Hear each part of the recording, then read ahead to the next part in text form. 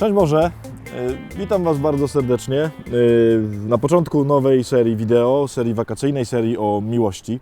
Będzie się nazywała Ballady i romanse. Jestem w Krakowie na tak zwanym, tak to chyba można nazwać, moście miłości. Czyli takim moście, który się znajduje w bardzo wielu miejscach, nie tylko w Polsce, w Europie, chyba w ogóle na świecie. Czyli miejscu, gdzie ludzie sobie tam przyczepiają jakieś takie kłódki i mają takie przekonanie, że jak sobie kłódkę przyczepią, to ich miłość będzie trwała wiecznie i takie tam inne pitu-pitu.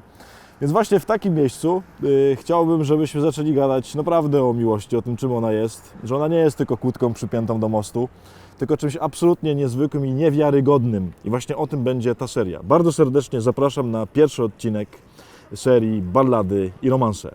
Na samym początku pozwólcie dwa słowa wyjaśnienia, o czym w ogóle ta cała seria i dlaczego to akurat teraz. Kto ma tego słuchać i po co to komu. Mamy przed sobą dwa jeszcze ponad miesiące wakacji, przynajmniej w takiej wersji studenckiej do mniej więcej końca września. A to znaczy, że wydarzy się bardzo dużo różnych romansów, flirtów, zakochań, miłości i tak dalej, które potem się oczywiście w połowie zawiodą i będą wielkie katastrofy. Chciałbym, mówiąc najkrócej, o tym, co to znaczy w ogóle kochać, jak to zrobić, jak to wejść w związek taki, żeby on miał rzeczywiście sens.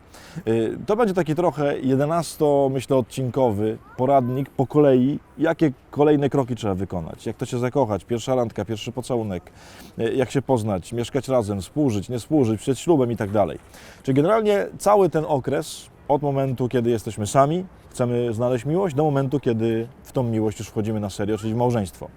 Czyli de facto dla małżonków to pewnie będzie trochę nudne, chyba żeby chcieli sobie zrobić jakieś odnowienie miłości, na nowo się zakochać. Bo to będzie poradnik, jak miłość znaleźć, jak się w niej odnaleźć, jak ją zbudować. O tym będą ballady i romanse. Od czegoś trzeba zacząć i chciałbym, żebyśmy zaczęli od rzeczy absolutnie najważniejszej, fundamentalnej. Jakby zanim przejdziemy do takich konkretnych spraw, jak różne konkretne rady związkowo, flirtowo, małżeńsko, zakochańcze, to żebyśmy w ogóle sobie odpowiedzieli na pytanie, co to jest miłość. Bo jeżeli mamy poszukać związku, który będzie miłością, to trzeba wiedzieć, czego szukamy.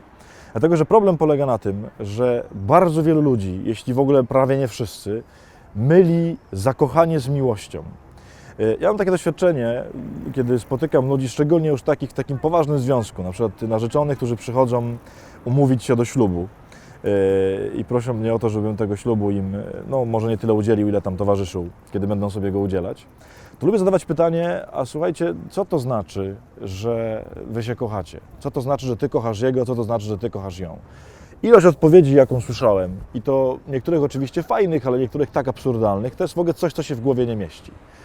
Generalnym mianownikiem takim wspólnym wszystkich tych odpowiedzi zawsze jest: ja to tak czuję. I w ogóle strasznie fajnie, tylko że takiego czucia w życiu to można mieć mniej więcej 17 000 do 48 000 osób. I nawet jeżeli się ma męża czy żonę, którego się bardzo kocha, to zdarzą się kolejne osoby, do których się coś czuje. Więc co to jest de facto miłość? Na czym ona polega? Można by o tym oczywiście mówić, pewnie konferencję mniej więcej 148-godzinną, ale chciałbym tylko o jednym wątku, takim wątku, który wydaje mi się kluczem do rozpoznania, gdzie zaczyna się między ludźmi coś, co nazywamy prawdziwą miłością. Otóż mam takie przekonanie, to jest jakaś moja prywatna odpowiedź, nie wiem, czy to jest jakaś jedyna słuszna odpowiedź, ale patrząc na małżeństwa i na miłości, które widziałem w życiu i też na różne miłości, które ja mam w życiu, kiedy spotykam ludzi, których chcę pokochać, to mam wrażenie, że miłość zaczyna się w jednym bardzo konkretnym momencie. Otóż ona zaczyna się wtedy, kiedy w drugiej stronie, tej, którą kochamy, rozpoznajemy jej słabości, szczególnie wtedy, kiedy poznamy już ogromną ilość tych słabości i decydujemy się na to, żeby pokochać tę osobę właśnie w tych jej słabościach. Otóż miłość to nie jest fascynacja drugą osobą. Miłość to nie jest takie zauroczenie pięknem drugiej osoby. My zazwyczaj o miłości myślimy właśnie w ten sposób, że jest ktoś, kto mnie totalnie pociąga, fascynuje, zachwyca, że jest piękny, jest dobry, ma fantastyczne cechy, w ogóle jest jakimś mega człowiekiem. To jest bardzo piękna rzecz, tylko ona jest zakochaniem. Zakochanie jest bardzo potrzebne do tego, żeby miłość mogła powstać, ale to nie jest miłość. Miłość zaczyna się wtedy, kiedy oprócz tych wszystkich fascynujących, cudownych, w ogóle przepięknych rzeczy, nagle patrzymy na kogoś i widzimy: tutaj nędza, tam jakaś słabość, tutaj jakiś egoizm, tutaj coś totalnie nie gra, tam w ogóle jest coś, z czym nie wiem w ogóle jak z tym żyć. I w momencie, kiedy te słabe rzeczy, w nas powstaje taka decyzja, zaczynam je kochać, kocham tę osobę z tymi słabościami i będę z tymi jej słabościami szedł przez życie i będę próbował w tych słabościach pomóc, dopiero tutaj zaczyna się miłość. Więc jeżeli chcemy sobie odpowiedzieć na pytanie, czy jesteśmy z kimś w miłości, to nie jest pytanie, czy ktoś nas fascynuje.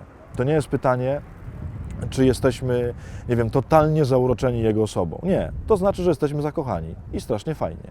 A to znaczy, że nigdy nie odpowiemy sobie na pytanie, czy ja kogoś kocham na początku związku. Więc ważne jest, żeby, że tak powiem, nie traktować tego, co się dzieje na początku związku, czyli zakochania i fascynacji, jako już miłości. To jest tylko pewnego rodzaju taka rozbiegówka, bardzo potrzebna. Miłość zaczyna się wtedy, kiedy kochamy słabości drugiej osoby. Ja myślę, że to jest coś, o czym naprawdę strasznie warto myśleć. Dlatego, że tak jak mówiłem, bardzo często się zdarza, że ludzie są w małżeństwie, kochają się w tym małżeństwie i nagle się pojawia trzecia osoba i ktoś się w kimś zakochuje. I wtedy sobie mówi, no matko, ja kocham kogoś innego. Nie, wcale go nie kochasz. Zakochałeś się albo zakochałaś się w innej osobie, czyli pociągnęło cię coś fascynującego w tamtej osobie, ale to nie jest miłość. Miłość zaczyna się dopiero wtedy, kiedy kochasz słabości drugiej strony. A to znaczy, że najfajniejsza miłość to jest w małżeństwie, dlatego że tam wszystkie słabości wychodzą i to tak, że momentami aż nie wiadomo co robić. Właśnie dlatego dopiero tam jest coś, co można całkowicie, totalnie nazwać miłością. Bardzo warto zapamiętać te różnice między zakochaniem, czyli fascynacją, cudownością drugiej osoby, a miłością, która jest pokochaniem słabości drugiej osoby. Więc jeśli chodzi o pierwszy odcinek Ballad i romansów, to tyle. Bardzo serdecznie Was zapraszam na kolejny odcinek, który będzie już za tydzień. Będzie już bardzo konkretny, bo będzie o tym, jak to zrobić, jak się przełamać, żeby w ogóle zacząć związek. Czyli będą tam absolutnie niezwykłe rady dla tych, którzy się boją, którzy nie wiedzą, jak się przełamać. Mam naprawdę fantastyczne sposoby, jak to zrobić. O tym będzie za tydzień, jakie są te sposoby. Jeżeli chcesz być na bieżąco, jeżeli nie chcesz przegapić żadnego odcinka, to najlepiej będzie, jak naciśniesz dokładnie tutaj, czyli zasubskrybujesz Langustę na Palmie i wtedy wszystkie odcinki będą do Ciebie trafiały bezpośrednio. Do zobaczenia.